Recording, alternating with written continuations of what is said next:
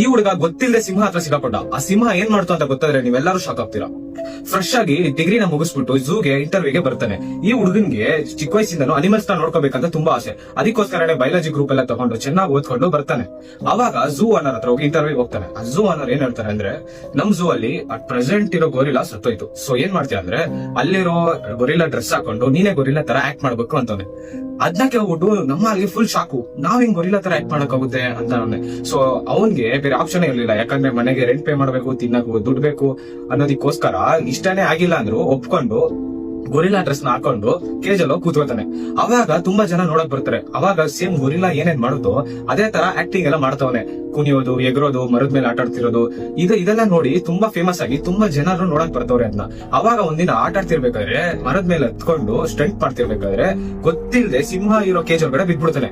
ಅವಾಗ ಕಿರ್ಸವನೆ ಎಲ್ಲಾರ್ನು, ಕಾಪಾಡಿ ಕಾಪಾಡಿ ಸಿಂಹ ಹತ್ರ ಸಿಗಾಕೊಂಡೆ ಅಂತ. ಅವಾಗ ಯಾರು ಇಲ್ವೇ ಇಲ್ಲ. ಅವಾಗ ಕಿರ್ಸನೆ ಒಂದ್ ಕಾರ್ನರ್ ಅಲ್ಲಿ ಹೋಗಿ ಸೇರ್ಕೋತಾನೆ.